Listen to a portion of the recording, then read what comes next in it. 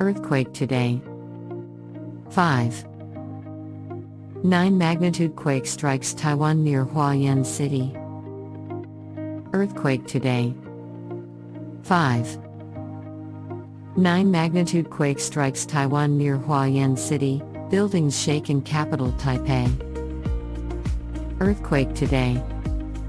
Taiwan was struck by an earthquake of magnitude 5.9 on Wednesday about 71 kilometers, 44.1 miles, south of Hualien City. The United States Geological Survey reported the quake had a magnitude of 5.9 and was detected at a depth of 31